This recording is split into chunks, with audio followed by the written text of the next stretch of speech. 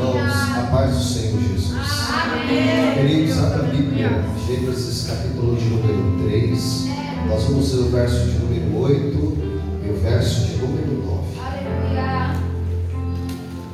Livro do Gênesis, capítulo de número 3, versículo de número 8. Glória. E versículo de número 9.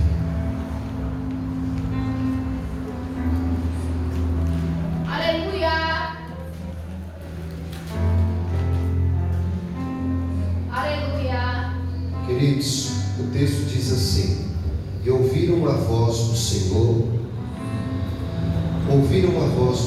Deus, que passeava no jardim pela viração do dia, e esconderam-se Adão e sua mulher da presença do Senhor, entre as árvores do jardim.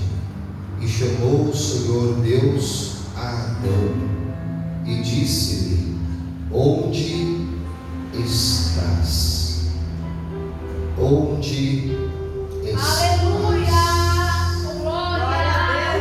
Onde você está? Aleluia! Essa voz continua ecoando, né? Onde você está? Que Deus está te procurando. Pode ser sentado, glorificado. Para mim é uma honra e um privilégio poder falar da palavra, levando em consideração que essa quinta-feira é uma quinta-feira especial, porque é a última quinta-feira do ano que nós vamos ter o estudo bíblico. A próxima quinta-feira é feriado, nós vamos ter atividade, não vamos ter culto na quinta, e dia 1 também, dia 1, salvo engano, é feriado também, não é isso? E nós também não vamos ter o estudo, aí retorna só dia 8, salvo engano, dia 8 por ali, retornamos para o ensino. E nós estamos debruçados sobre uma temática, a minha identidade firmada em Cristo, ok? Nós todos possuímos uma identidade e a temática é que a nossa identidade ela deve estar firme na pessoa de Jesus. Existe uma experiência que se tornou uma experiência, por se dizer, uma experiência universal. E que experiência é essa? É a experiência ou a sensação quando você perde algo. Irmãos, é horrível perder alguma coisa, né? É terrível. Bate uma sensação de desespero, uma sensação de dor, uma sensação de frustração. E naquele momento que nós perdemos alguma coisa, ainda naquele momento nós não temos a informação, ou seja, então nós continuamos agindo do mesmo modo e agindo da mesma maneira. No momento que nós perdemos, ainda a informação não chegou, então nós continuamos a agir e se comportar como ainda nós não tivéssemos perdido nada, sim ou não? Só que quando a informação chega, aí nós damos conta que perdemos alguma coisa e ficamos extremamente preocupados, solícitos e procuramos aquilo que se havia perdido.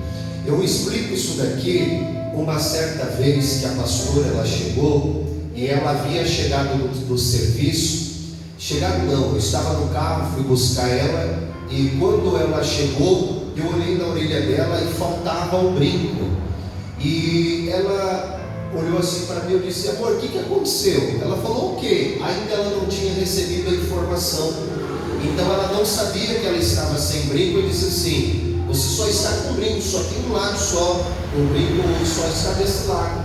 E ela disse assim para mim: eu acho que eu perdi o brinco, devo ter passado o dia inteiro sem o brinco. Ou seja, ela ainda estava se comportando como se estivesse o brinco, só que o brinco ela já havia perdido. Só que a partir do momento que a informação chegou ao conhecimento dela, ela passou a procurar aquilo que ela havia perdido. E é desse modo que é a exposição do Evangelho. A exposição da palavra de Deus, ela traz a informação para alguém que nem sabia que ainda estava perdido.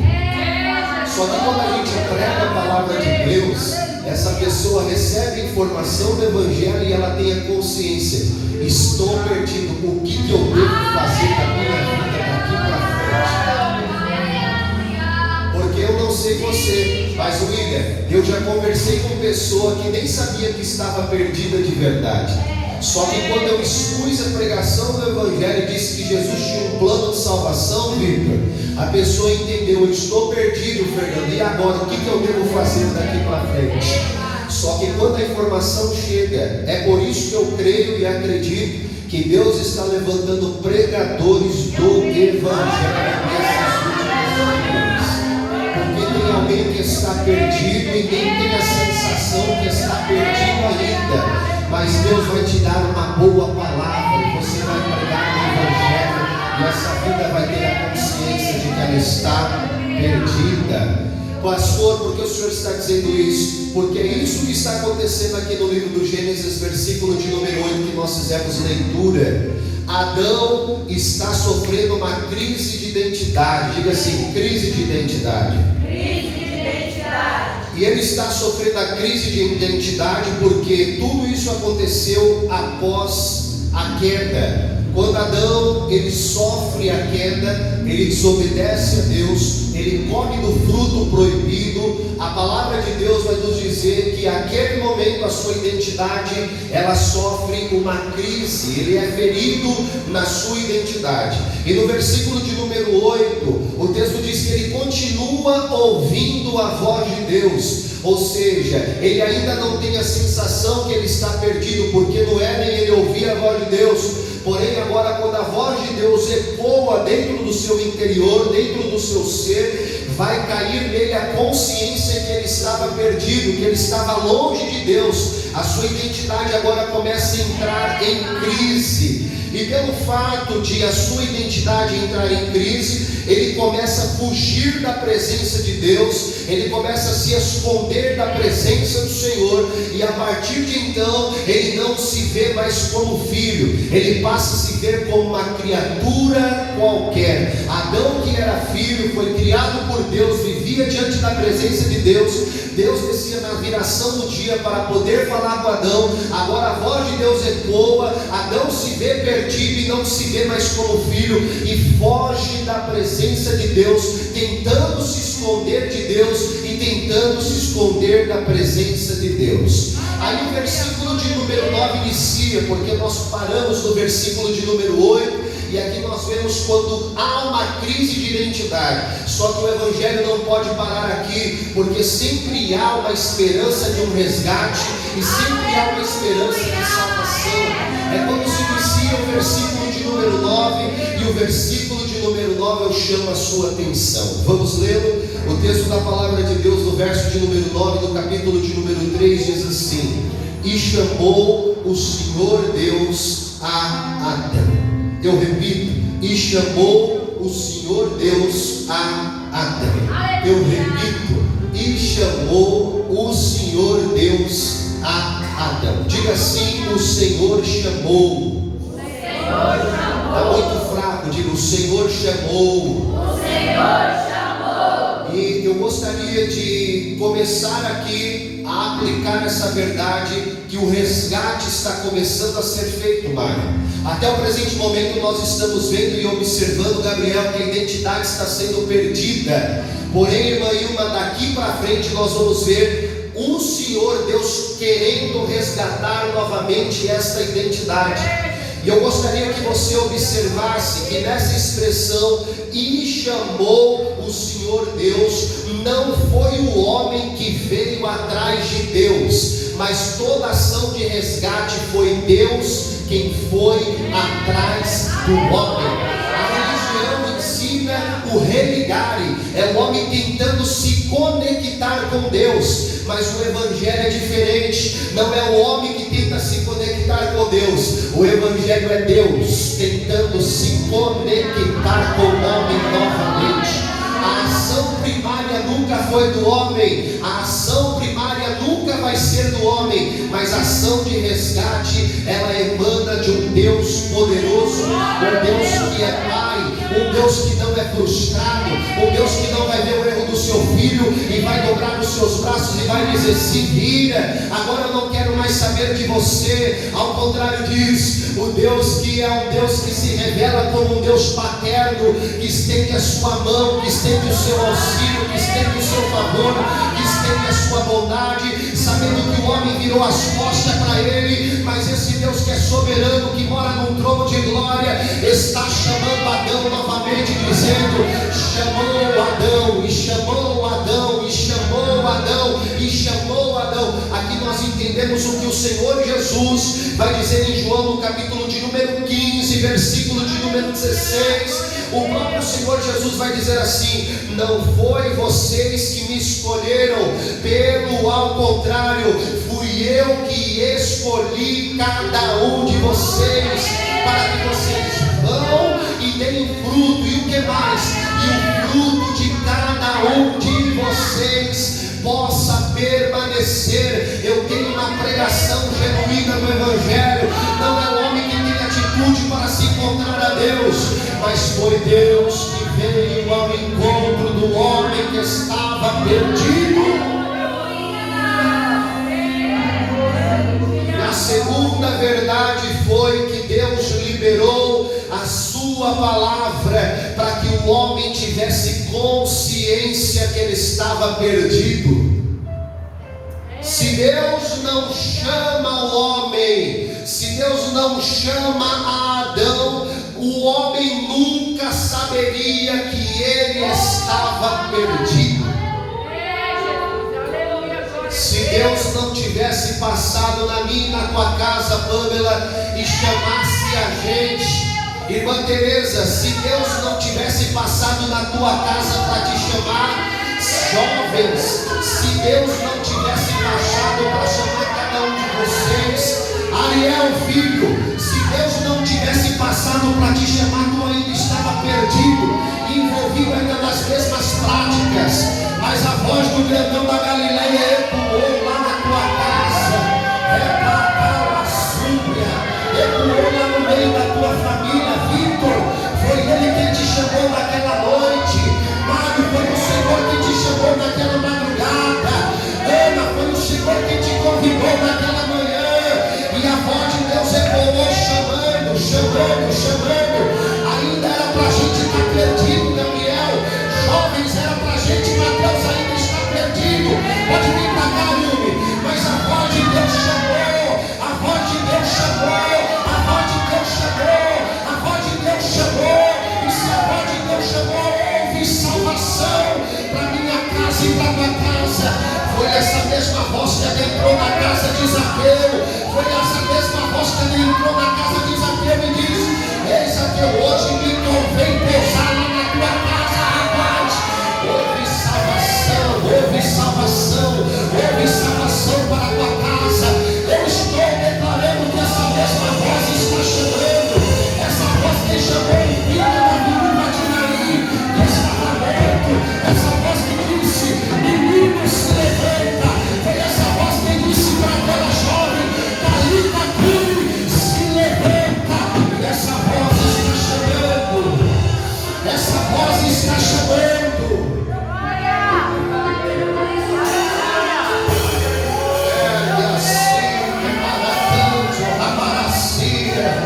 Ei, você que está na internet, essa voz também está te chamando.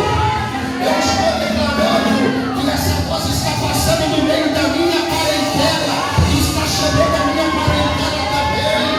Eu estou profetizando que esta voz está sendo ecoada nos hospitais, nas clínicas de recuperação, nas bibeiras, nos malacos, nas vielas. Essa voz está passando no meio da nossa família. Ela está chamando. Essa voz está chamando. Essa voz está chamando. Eu estou a declarar que essa voz continua a chamar. Diga assim: me chamou. Me chamou. Quando essa voz ecoa, o homem tem consciência que ele estava perdido. E quando a voz de Deus, William, te chamou aqui no domingo, filho, você tem consciência que estava perdido, é por isso que você. Assim como Mateus também, essa voz chamou. Eu preciso dizer algo, essa voz, Carmelina, é irresistível. E outra coisa é isso, ela é inconfundível. Essa voz é inconfundível. E ele chama. E aí o homem teve consciência que ele estava em pecado. Vamos ver isso? Efésios 2, verso de número 5.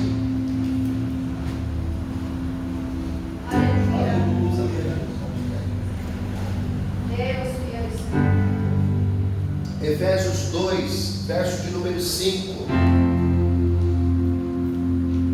A palavra de Deus diz assim: e estando nós ainda mortos em nossas ofensas. Eu vou até esperar você achar para você dar glória a Deus melhor, viu? Efésios 2, verso 5, está quase lá no finalzinho da Bíblia. Estando nós ainda mortos em nossas ofensas, estando nós mortos em nossos pecados. Se você tem coragem de dizer, diga assim: eu era morto. Eu era morto. O apóstolo Paulo está dizendo assim: todo mundo aqui estava morto.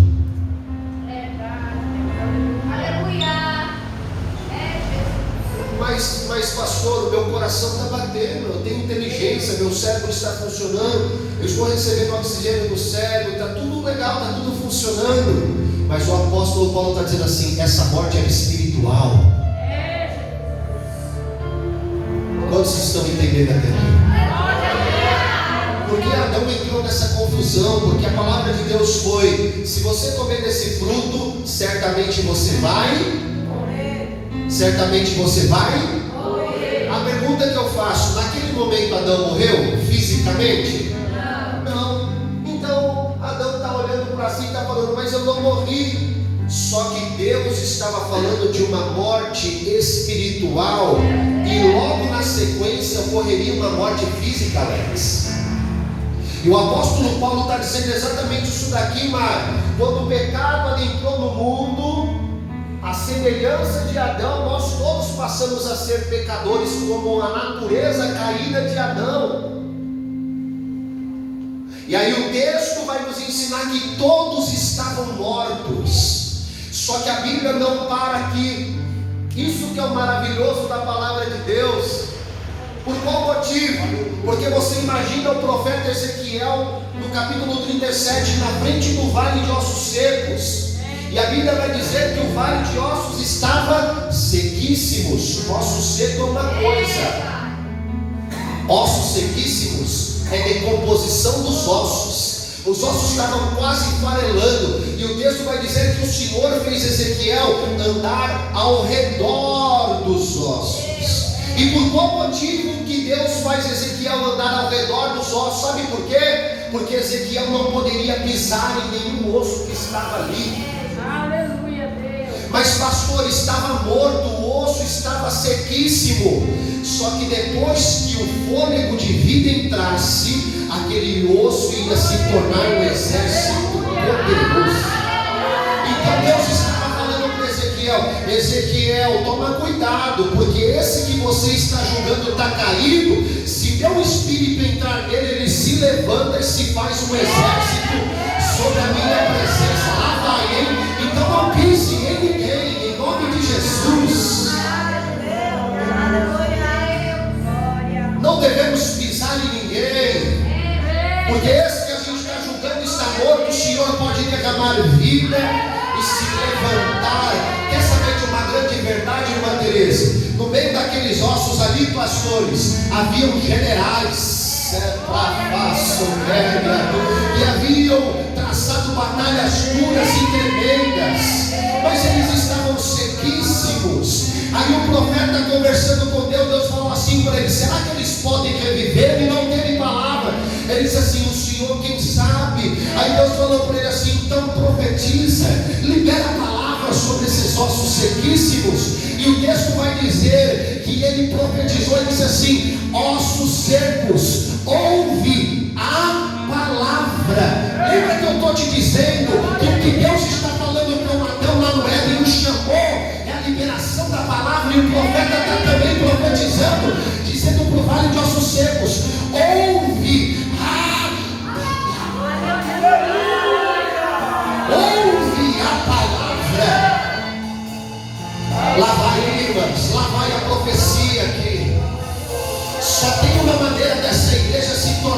viva.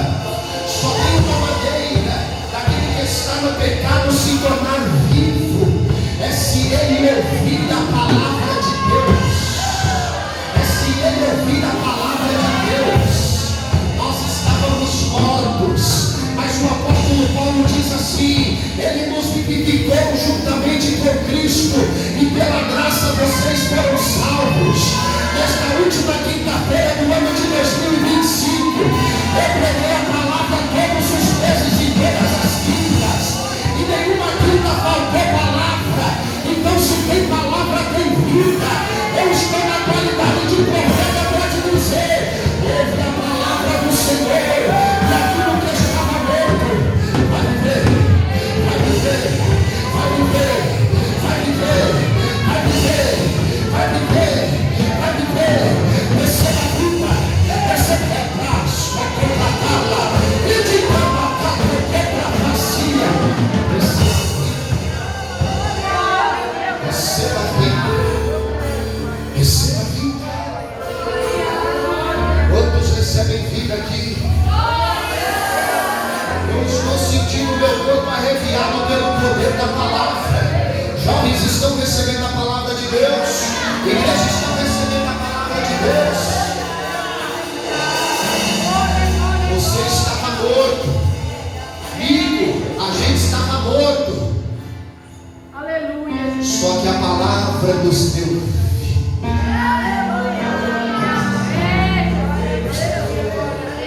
Ana, o que a gente precisa é da palavra. Ayub, o que a gente precisa é da palavra. Ariel, o que a gente precisa é da palavra. Sara, o que a gente precisa é da palavra. Não é só tocar. Os músicos também precisam de palavra. Senão vai ficar tocando na música morta.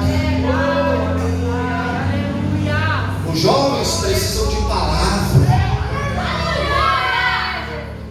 E Deus chamou. Eu estou lá no verso 9. Deus chamou. E aí quando Deus chama, ele vai ter consciência que ele estava perdido, e a voz de Deus poderia fazer ele vivo de novo.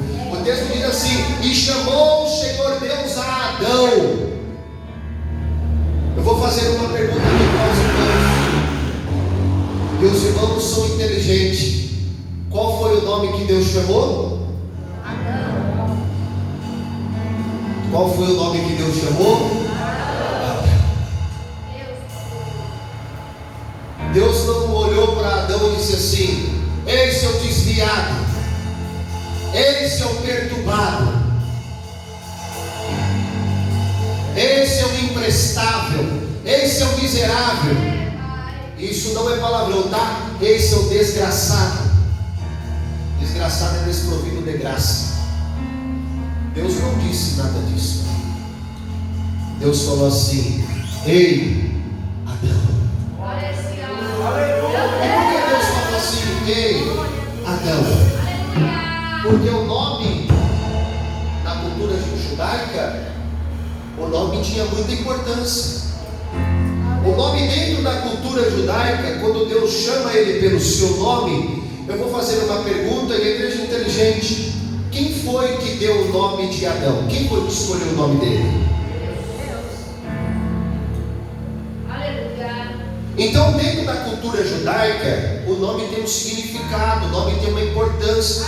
Dentro da cultura judaica, o nome ele tem uma origem, o nome tem uma história e o nome tem um propósito.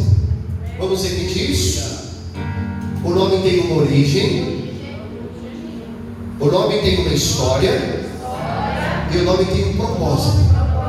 Diga assim: origem, história e propósito. Origem fala do passado, da onde nós viemos. Origem, ok? História fala daquilo que nós estamos vivendo no presente. Nós estamos construindo uma história.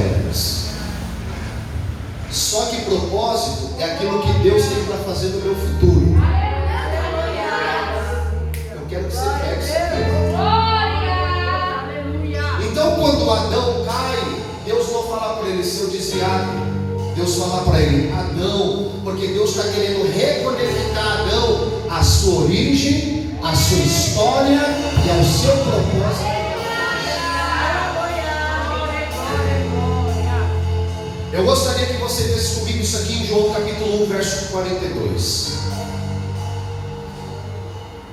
Aleluia. João capítulo de número 1, verso 42. O próprio Deus, Jesus Cristo, vai ensinar um princípio aqui maravilhoso. Aleluia, Deus.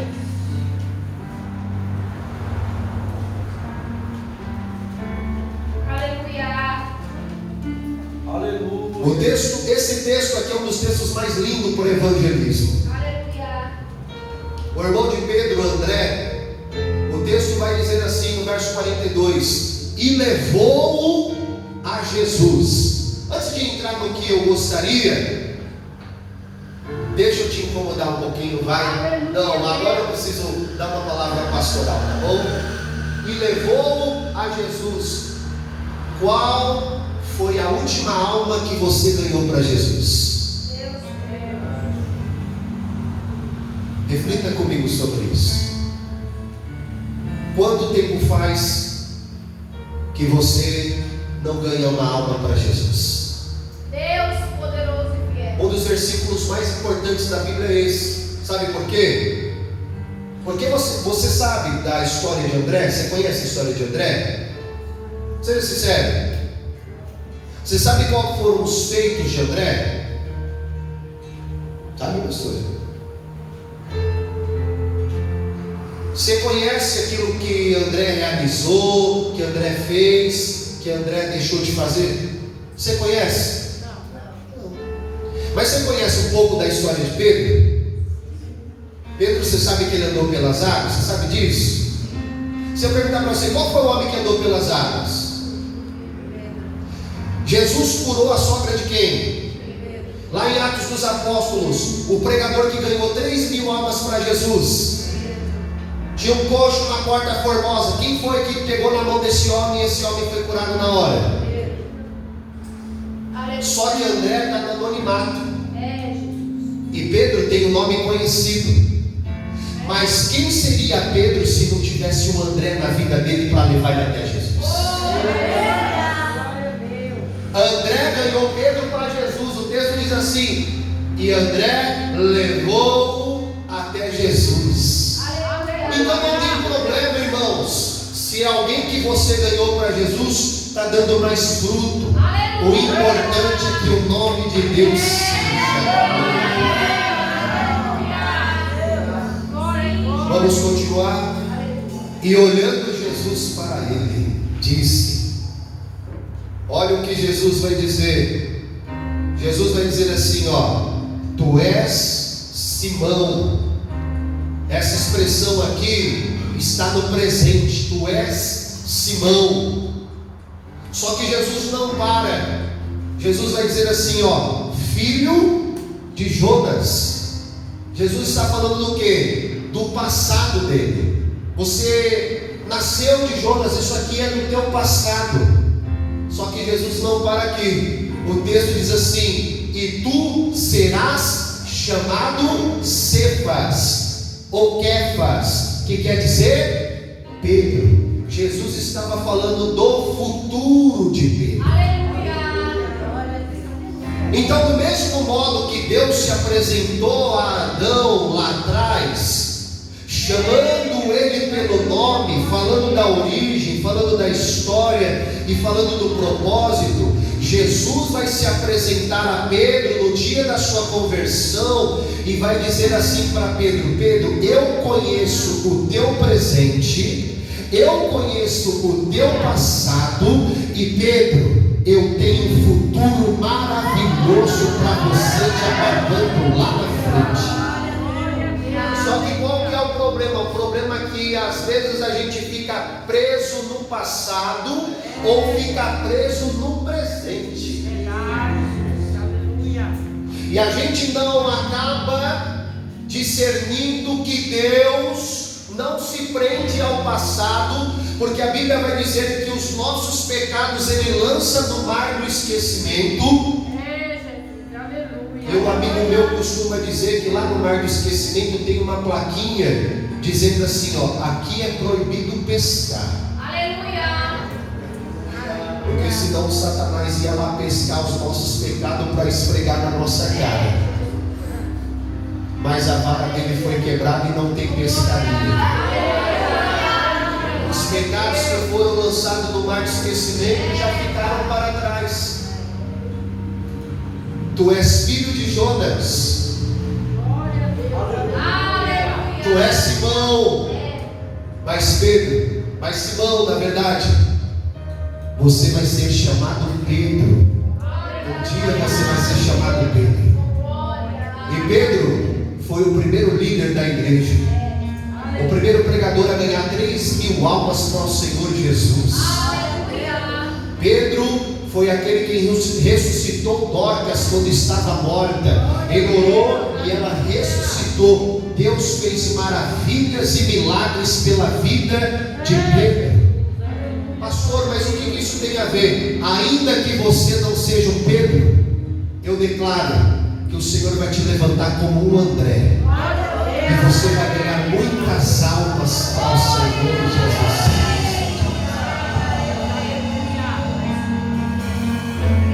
Que você queime por vidas, que você queime por almas, que o que queime no seu coração seja pregar essa palavra, para que aquele que está perdido, que não tem consciência que está perdido, venha ser conscientizado, não porque você está apontando um dedo no rosto dele, dizendo você é um pecador miserável, mas porque você está chamando ele pelo nome, dizendo assim, você tem uma origem, você tem uma história, e você tem um propósito. Você só não conhece ele, mas você é imagem e semelhança de Deus, você tem uma origem, e você tem uma história. História por quê? Porque Cristo morreu pela sua vida, e você tem um propósito. Qual que é o propósito? Morar com ele no alto dos céus. E eu tenho uma boa notícia, já ele está raiando no alto dos céus para buscar a sua amada igreja.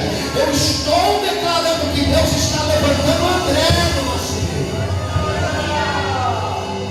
para ganhar almas. Diga assim, Ele chamou. Diga com força, Ele chamou. Então quando Deus chama, Deus está dizendo para ele, eu conheço a sua origem, eu conheço a sua história, e eu tenho um propósito para realizar isso. Alguém que olharia lá para o Vale de Ossos Secos e dizia assim, não, daí já era, daí não vai sair mais nada. Só que conforme a palavra foi liberada, o texto diz que o Espírito de Deus adentrou sobre aquelas ilhas. Eles se tornaram um exército numeroso. A palavra de Deus tem poder para levantar aquele que está caído. A palavra de Deus pode levantar aquele que se prostrou. E hoje a palavra de Deus está chamando o seu nome. Aleluia.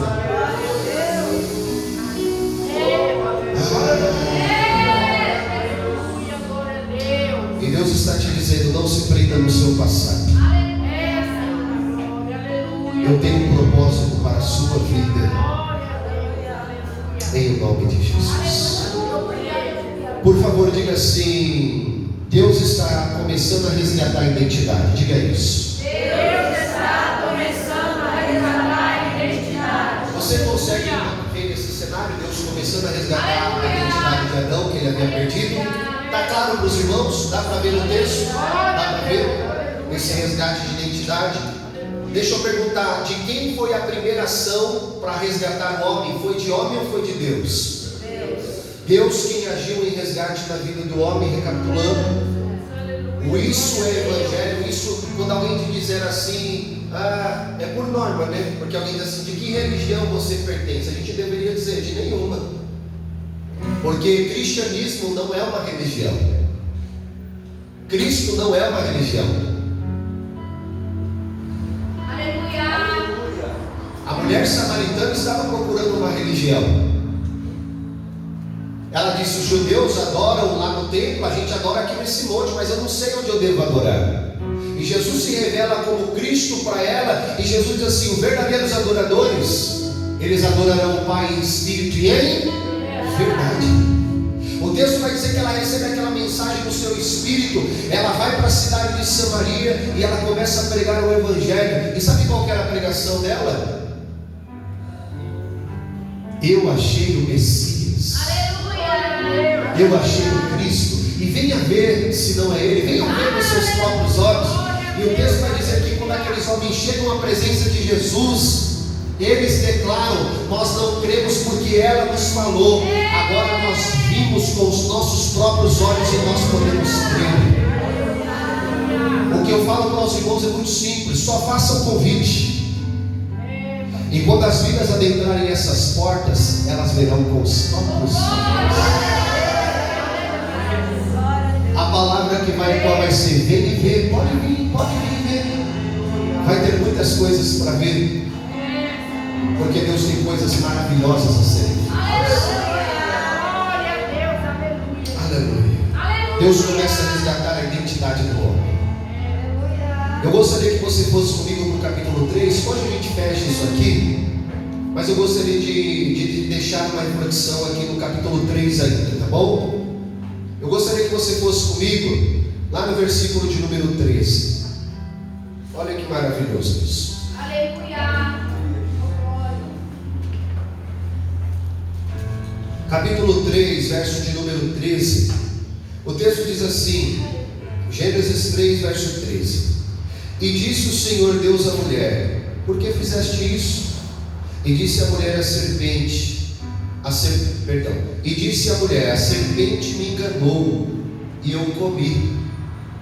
Agora que eu gostaria de mostrar aqui para os irmãos a atitude de Deus referente a essa ação toda, quando a identidade vai ser perdida.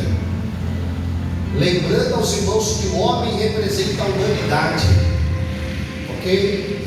No versículo de número 14, olha a ação de Deus. Então o Senhor Deus disse à serpente: porquanto fizeste isso, maldita serás, mais do que toda fera, e mais do que todos os animais do campo. Sobre o teu ventre andarás, e o pó comerás todos os dias da sua vida. Sabe o que Deus está fazendo com a serpente aqui? Alex, Deus está amaldiçoando a serpente. A serpente está recebendo a maldição de Deus aqui nesse momento. Olha esse cenário: o Senhor deu diante da serpente, e a serpente recebendo a sentença, recebendo a punição.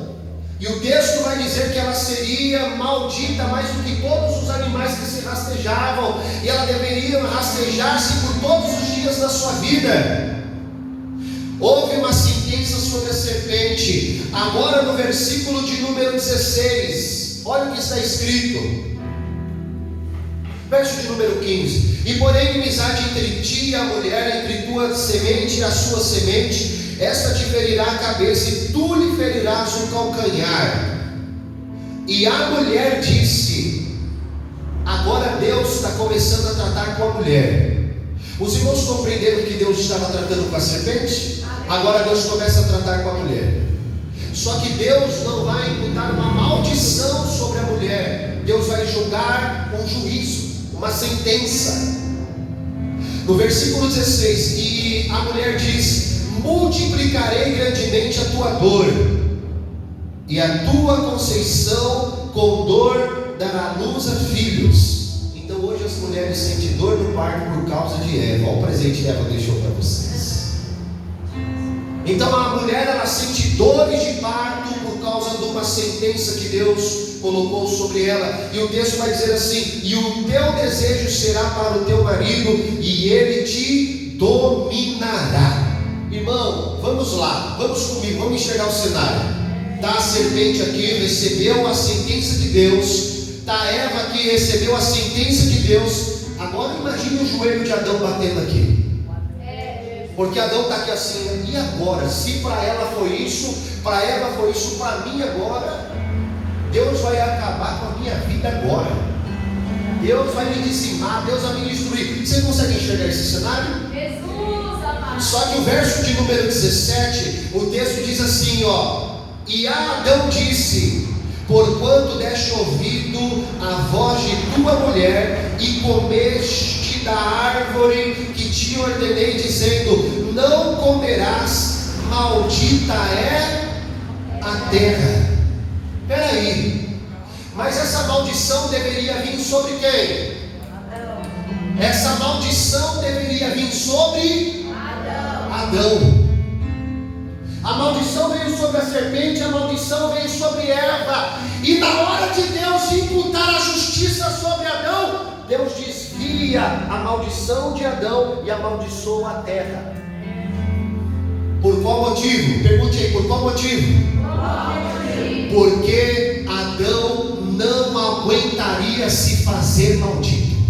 Deus, Deus. Só que houve um conselho da eternidade e precisava de alguém para poder se colocar como maldito diante de Deus. Ele precisava assumir essa identidade. Aleluia! Aí a palavra de Deus vai nos dizer que o profeta Isaías profetiza, dizendo que do ventre de uma mulher virgem viria o Salvador da humanidade. E no capítulo de número 6 há uma pergunta: quem eu vou enviar e quem irá de ir por mim para resolver esse problema de maldição que foi desviada para a terra, e a terra estava sendo maldita até então, mas esse problema da terra precisava ser resolvido. E no conselho da eternidade, o Senhor Jesus diz assim: envia-me a mim. Eu estou disponível para ser enviado. E o Pai faz um acordo agora. Os Salmos vai nos mostrar isso, que o Pai faz um acordo com o unigênito, com o Filho amado. E Ele é eterno, e Ele é eterno, Ele é atemporal. Só que para a humanidade Ele precisava se encarnar, e para se encarnar Ele precisou assumir a identidade de filho. Só que para assumir a identidade de filho Ele precisou assumir a identidade de homem. E para assumir a identidade, ele precisou assumir a identidade de servo. E para assumir a identidade de servo, ele precisou se fazer maldito no meu e no teu lugar. Gálatas 3, verso 13. Deus poderoso, fiel. Eu sinto a presença de Deus. Aleluia. Se você não entender isso aqui, lerei o texto. Em Cristo nos resgatou da maldição da lei, fazendo-se maldito por nós. Porque está escrito: maldito todo aquele que for pendurado no Adão não poderia resolver o problema da terra. É por isso que Deus desvia a maldição de Adão. Mas quando chega na vez de Jesus, Jesus recebe toda essa maldição. Jesus se faz maldito no lugar de Adão. E vai mais: Jesus se faz maldito no meu e no teu lugar. Quando a cruz é preparada para ele sem pecado algum, Cristo nunca pecou, mas Cristo se fez maldito no madeiro só para assumir toda a sua culpa, a minha culpa, a sua culpa, o meu pecado e o seu pecado. Aí o profeta Isaías profetiza dizendo assim, que o castigo que nos traz a paz estava sobre a pessoa do Senhor Jesus, e sobre a sua pisadura eu e você fomos curados. Hoje nós não somos mais amaldiçoados, porque Cristo padeceu no meu e no teu lugar, sobre aquele madeiro. E nesta noite Ele está te dizendo: eu tenho uma identidade para poder te entregar, e essa identidade não é de escravo, essa identidade é de filho. É de filho.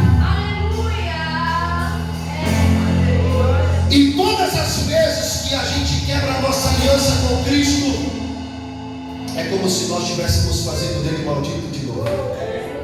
Quantos entenderam a seriedade disso? E todas as vezes que nós quebramos uma aliança com Cristo, para você que fez uma aliança com Cristo, está aliançado com Cristo, entenda, jovens, que a aliança de vocês não é porque o pai de vocês são crente, não. A aliança de vocês é porque vocês decidiram fazer uma aliança com Ele. E o conselho que eu dou: nunca quebrem a aliança com Cristo. Porque eu estou tracejando um caminho aqui, que a maldição era para vir sobre Adão, e Adão não ia aguentar, ele ia rachar no meio. Só que teve um que precisou ser rachado no meio. Aonde está isso em Hebreus? A Bíblia vai dizer que o véu se rasgou. Vamos lá, o véu se rasgou. Vamos lá, o véu se rasgou. Só que o escritor aos Hebreus vai dizer que esse véu era a carne do Senhor Jesus. Era o corpo de Cristo. Ele foi rasgado. Você sabia que no Antigo Testamento a aliança ela era feita quando dividia as partes? Não é isso aqui que nós temos no dedo, isso é simbólico. Mas a aliança, o que eles faziam para ter uma aliança? Eles pegavam um cordeiro, partiam o cordeiro no meio, uma parte para cá, uma parte para cá, ficava posta com sangue, eles passavam no meio, dizendo: eu tenho uma aliança com você. Era assim que a aliança era feita. Só que teve um dia que o cordeiro ele foi partido no madeiro. Lembra a maldição que havia caído na terra? Agora o sangue do cordeiro bateu na terra.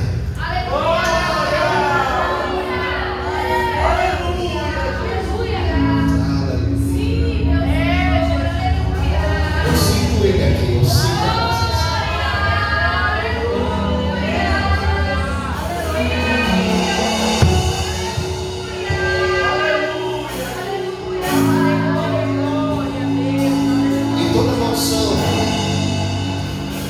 Que era para ter alcançado a mim e a você, foi colocado sobre a vida do nosso Senhor e Salvador Jesus. O assunto agora é sério. Por isso que eu digo a você: ainda que você tenha algumas crises de identidade, não perca a sua identidade para nada. Eu gostaria de tracejar um caminho para que você veja a seriedade de tudo que Cristo fez para que eu e você tivéssemos uma identidade. E sabe o que a palavra de Deus vai dizer em Gálatas? Que nós recebemos a adoção de filho. Jesus é o único Filho de Deus. A Bíblia diz que Ele é o unigênito do Pai. Ele é o primogênito do Pai. Unigênito é único, primogênito é o primeiro. E nós, pastor, nós somos adotados. E Jesus é o nosso irmão mais velho. Todos nós recebemos essa bênção. Deus te chamou um dia. Na sua pior fase, Deus te chamou. E você quer saber de uma coisa? Quando Deus foi lá e te chamou, quando Deus me chamou, Ele não olhou para mim assim, Fernando, disse assim: seu pinguço. Deus disse para mim: seu prostituto. Deus me chamou pelo meu nome. Deus revelou a minha história, Deus revelou a minha origem e Deus revelou o meu propósito. Aí eu pude compreender aquilo que Ele tinha sobre a minha vida. E você quer saber de uma coisa? O Evangelho pregado genuinamente, ele se torna irresistível. A voz de Deus pregada genuinamente, ela se torna irresistível. Então não importa os caminhos que você tem andado, o que importa é que você se corrija hoje. O que importa é que você se conserte hoje, para que a voz de Deus continue a te chamar pelo teu nome. E essa crise que você está vivendo de identidade, ela vai ser resolvida. Eu sei o que eu estou pregando. Tem gente aqui que está com crise de identidade para aumentar. Ela é fácil.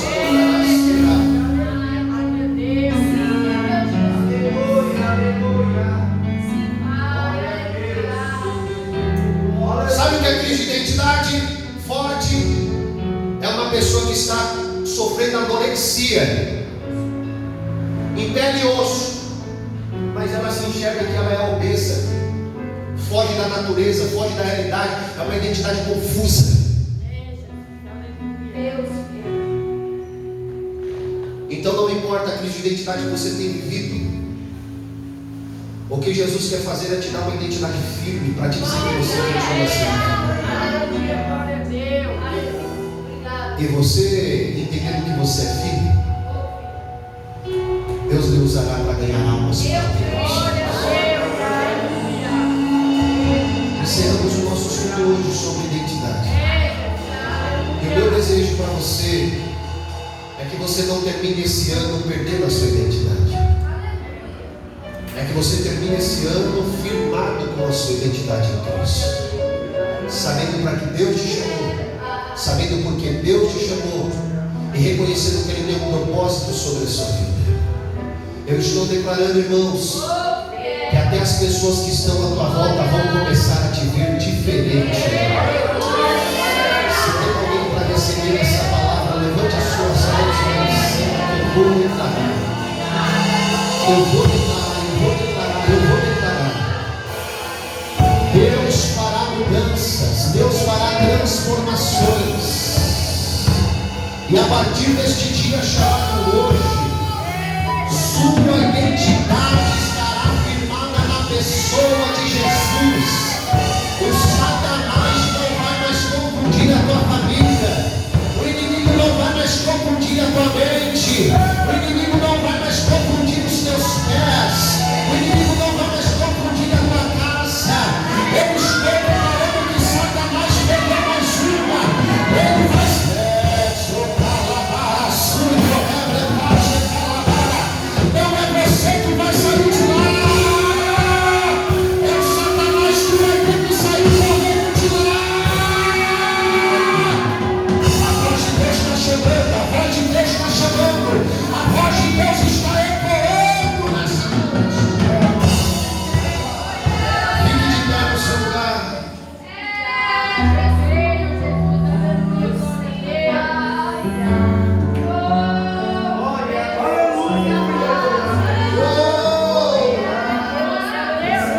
Deus.